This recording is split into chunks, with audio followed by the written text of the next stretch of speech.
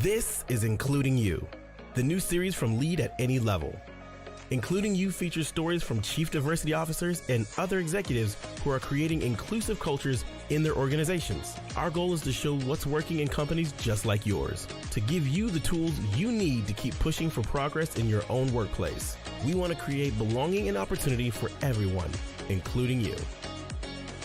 And now here's your host, Amy C. Waninger.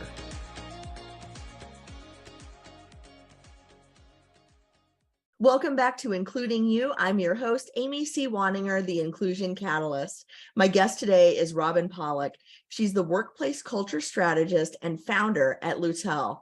Loutel offers employment law counseling and compliance services, supporting workplace culture and diversity, equity, and inclusion performance solutions. Loutel is a Philadelphia-based, woman-owned business that works with clients across the United States. And what you may not know is that Robyn and I spoke when I was first starting Lead at Any Level, and I asked her, what do I need to do next? And I think I was on step -40, and she was so generous with her time. So Robyn, welcome to the show. Thank you so much. It's an honor and just such a pleasure to be back talking with you again. And so many years later, where our journeys have taken us, it's just great to be back with you. So thank you so much for asking me to be on your podcast.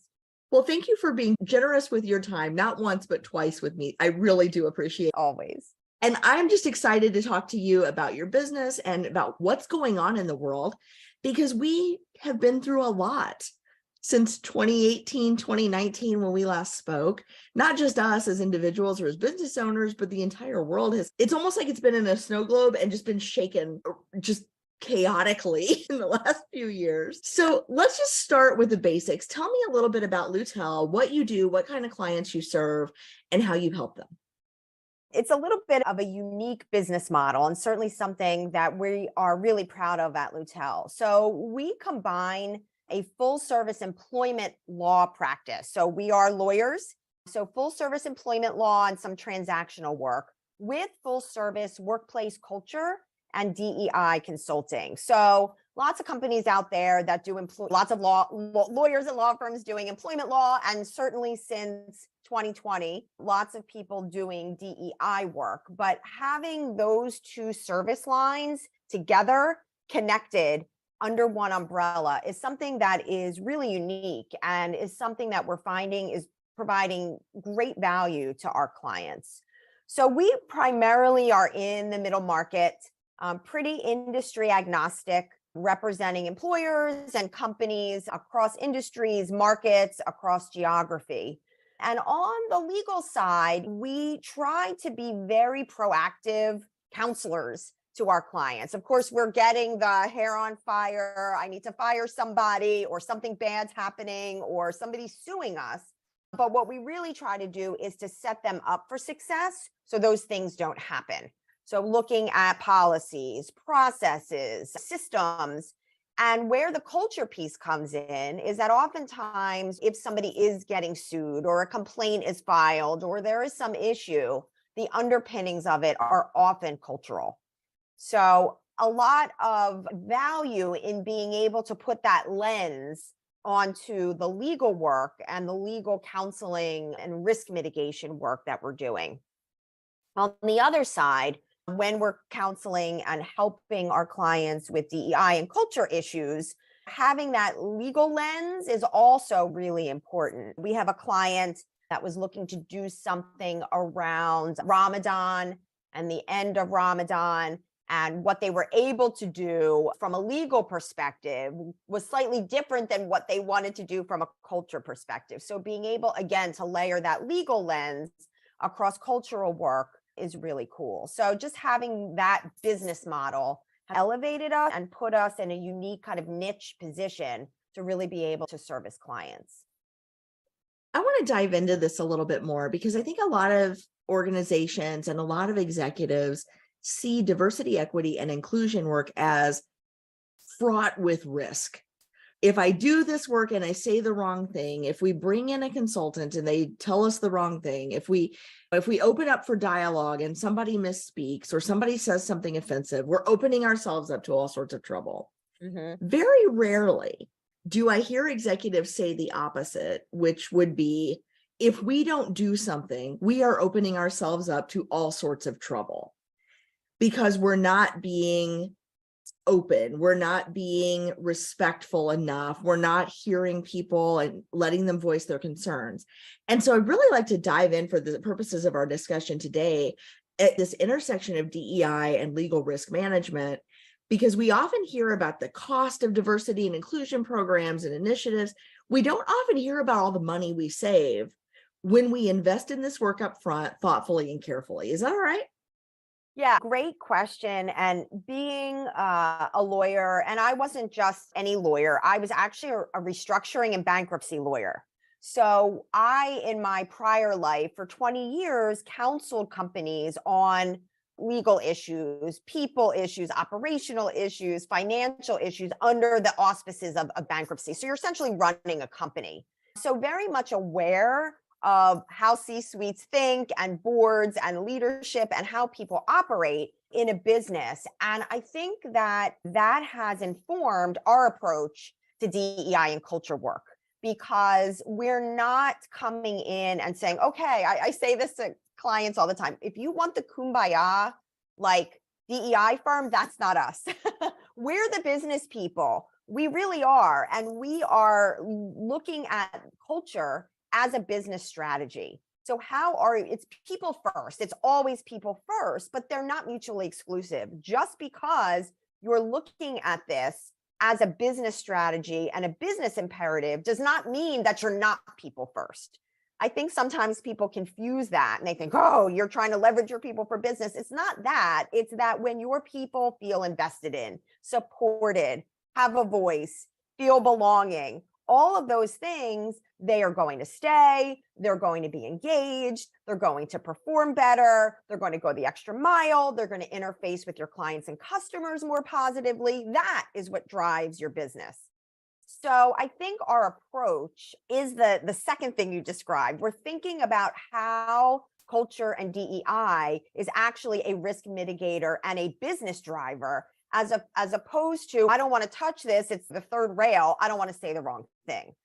Because if you are saying the wrong thing and then you don't have this ecosystem in place to deal with it, then what's happening? So we try to be proactive and we try to explain to C-suite leaders the risk of not having this kind of culture, and that it isn't throwing money away. Like, you are making a business investment into your company's sustainability, your ability to attract and retain talent, to get new business. You are making an investment in your future. And if you're not doing it, it sounds crazy, but you are not going to make it. You're going to get left behind somewhere. And I think that is a point that companies need to understand. I think you're absolutely spot on, because it's hard to quantify the people who don't apply to open positions because they don't like the culture or the look of the company. It's hard to quantify the innovations that don't happen because people don't feel safe to take risk. Right. It's hard to quantify, on the other side, the lawsuits that don't happen because Right. people feel safe, or they feel respected, or they don't feel like their boss is harassing them or limiting their opportunity, or that their pay is unequal, or that there are systemic barriers to them getting ahead in the workplace. All of those things that don't happen are very hard to quantify. But when we think about it, just flipping the questions around, it does become a business imperative, because the world is changing, as we've already said. The demographics of our consumer base are changing. Younger people expect to interact differently with the companies that they purchase goods and services from. Yep. Workers expect to be treated differently than they did 20, 30, 50, let's face it, even 4 years ago. And so, yeah. so the companies that don't get this right are not long for this world. I'm curious, since you do have this legal framework as a background, and you have this legal professional background, what do you see as some of the opportunities for companies from a legal and risk mitigation perspective that can really break down barriers for people and not just help them stay compliant, but really help them leapfrog their competition in terms of innovation and inclusion? Yeah, so I do want to touch on what you said before I answer the question, because you're talking about proving a negative. You're talking about proving what didn't happen, which is very hard. But I think, and we encourage our clients to create those metrics and those KPIs moving forward so that they can see if you were having X number of EOC claims today, then you're more intentionally looking at your culture. What are your EEOC claims now? So you can do that look, but you can't prove the negative. We wouldn't have had as many or whatever, but you can compare. And I think setting those KPIs, because there are human capital metrics that tie to business performance, like something like an EEOC complaint or productivity or retention, those kinds of things. So I think it's important to have those in place.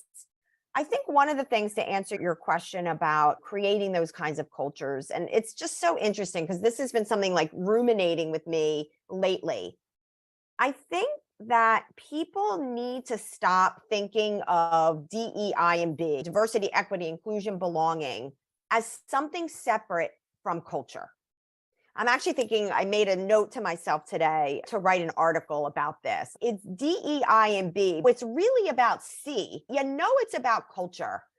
And that stuff isn't going away. And people say, I don't want to invest in DEI, but it's not about that. It's about culture.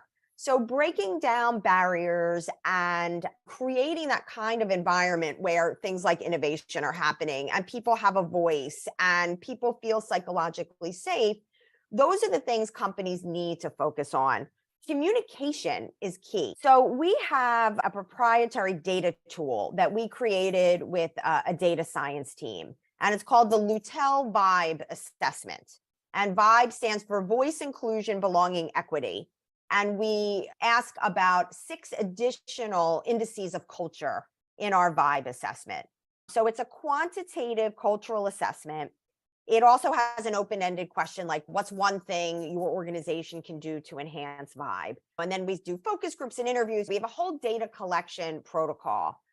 And that is the key to figuring out what is going on at your organization. So many companies are like, bias training, we need ERGs, we need a DEI council. Great, you probably do. But before you start just rolling stuff out, ask. It's the first time, the first place where you can get employee voice. And when we do our Vibe assessment, we find across the board, companies big, small, doesn't matter, communication is often lacking. And so people say to me, what does that have to do with DEI? I want a DEI solution. That's not DEI, but it is because it's C. It's culture. And if you are not transparently, authentically creating a cascade of information and communication to your people, they're making stuff up in their heads. Why did Amy get promoted and I didn't? Why is this happening? I asked for this and it didn't happen. Like, they make stuff up, and that's where toxicity can happen.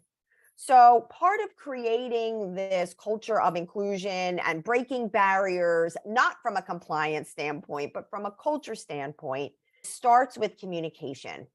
And it starts with a C-suite team that is committed to actually to communicate, committed to actually modeling and taking the actions, behaving in the way they want to see everybody in the company behave, and holding people to that, making people feel part of the process, accountability, ownership of culture. It belongs to everybody, not just HR, not just the chief diversity officer, not just the C-suite, but it's got to be built into the fabric in order to create the kind of culture you're asking about. And when you're doing that, you need less compliance because you've got stuff humming the right way.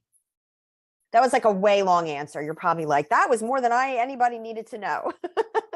No, it's always never enough because there is so much that goes into this. One of the things that came up for me as you were talking about culture is I think that a lot of times folks miss this.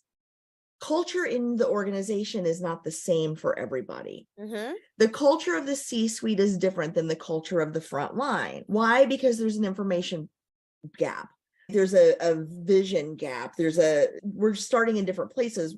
Frontline folks can't see as far into the future as the C-suite can, because the C-suite folks are living 3 to 5 years in a lot of cases in the future. But there's also a different culture in a lot of organizations for men versus women. Sure. Because men have certain rituals and activities that they do together, whether it's playing golf or going to the gym or there's a basketball game or whatever, that maybe women are left out of or excluded from. There's a different culture for white people in an organization than for Black and brown people, because a lot of times Black and brown folks don't have access to decision makers, mentors, sponsors, decision makers that they need to do their jobs effectively or to have the right level of influence to push their ideas forward and be heard. And so I'm curious as to, when you work with your clients, how many of them see that out of the gate? How many of them come to see that later? How do you guide them through that process of understanding that there's not one culture in an organization, there's a different culture for different groups? So again, going back to the data, we collect for organizations that have enough people, critical mass. It's harder in very small ones. We tend to work with more mid-sized organizations. We collect demographic information.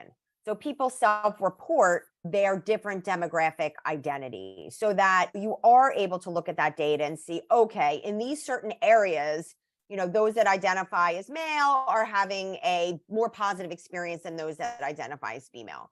LGBTQ, whether you're a veteran, disability, all of the things. So you're able to actually see where are people having more or less positive experiences in what certain indices. So that gives you some information. I think that people understand that not everybody has the same experience. I think people have a difficult time appreciating what that lived experience is of somebody else when it's not their own. So that's where bias training certainly has its place. Microaggression training certainly has its place. It's in the context of being able to understand that the key to this is building relationships. And we often talk about it's like literally one-to-one. It may sound crazy if you've got an organization of 10,000 people, how are you ever going to get there? But you do. And people being able to listen to somebody else, appreciate that their perspective is real. It is real to them. And even if that's not your experience, it doesn't mean it's not happening to them. We often find that these sort of global organizational solutions, though, have an impact on all demographics. We've talked to companies and you'd say, this is crazy, but where white men were not having a positive experience as other groups. So it's not always about it is often about the marginalized group, but not always.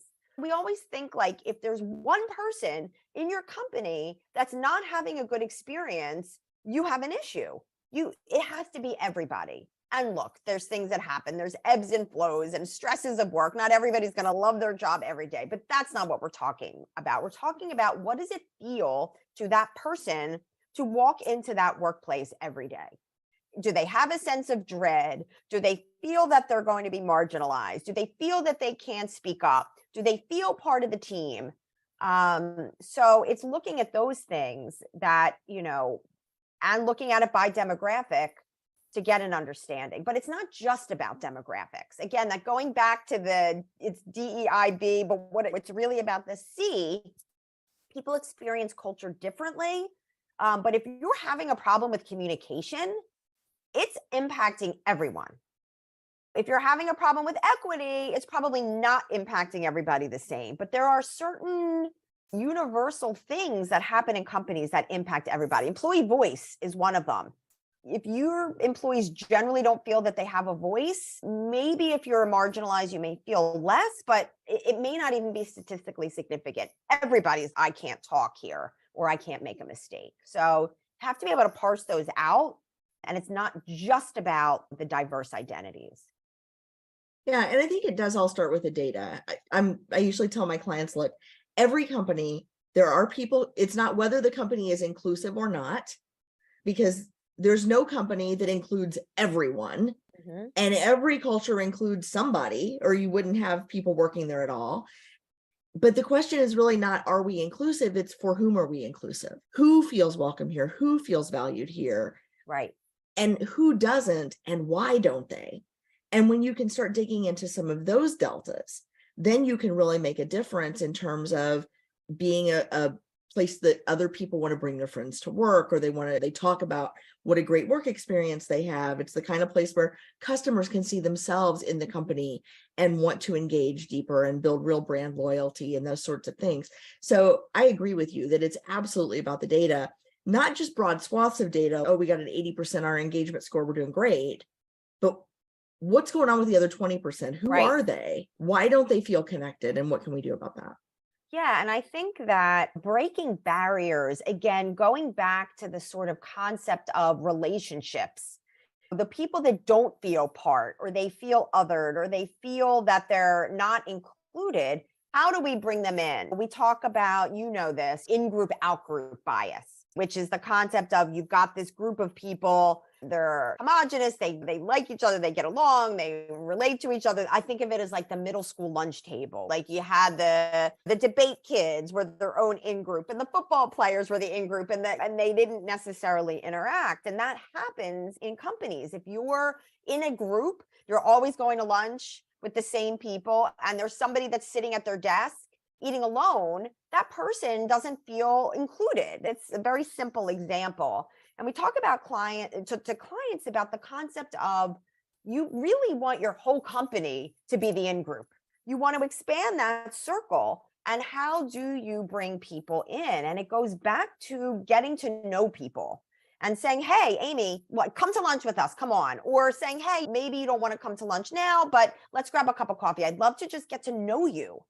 And that's where the magic happens, because that's where people start to understand one another. And maybe it's not about agreement. We never try to change hearts and minds, because you really can't change somebody fundamentally until there's some big catalyst. But you can change how they behave, and you can change their understanding of somebody else, whether there's acceptance or not. There's a lot going on in the world. A lot of very polarizing things happening, and people have opinions, and that leaks into the workplace. And how do you have those conversations? How do you maintain respect? How do you agree to disagree? How do you listen to someone else and say, okay, like, I hear what you're saying. I have a different view, and have that person listen and still be able to walk away at the end of the day and work together and get the client product out, or whatever it is. That's where we need to get to, that sort of acceptance and that respect. And it needs to happen no matter how you identify or what you think. I think it's hard for a lot of people because they feel like their humanity isn't respected. And then it's hard to get the work done if you feel like, and the example I use is, we know that there are people in this country who hold very extreme views, about white supremacy, about anti-Semitism. And because they live in this country and they presumably have jobs, they're in our workplaces. Yeah. And you're right, changing hearts and minds is tough. But if we can say, look, these are the acceptable behaviors, you can hold people accountable to behaviors. And when they violate those norms and those written expectations, now we have a path to move forward with helping them select themselves out of our companies when they are not a good fit for the culture that we're trying to create. But it's very difficult to do that if the cultural expectations are not explicit. People don't know what behavior they're supposed to exhibit. And yeah, I think that's why it's really important to have that kind of culture, to level set, to be a little bold. We've had clients, like when George Floyd was murdered, who didn't want to say, they wanted to say something, but they didn't really want to say something. Like, they didn't really want to take a stand because they were worried about alienating the other, whether you were Black Lives Matter, Blue Lives Matter. They didn't want to alienate the other. So they said things that were very neutral.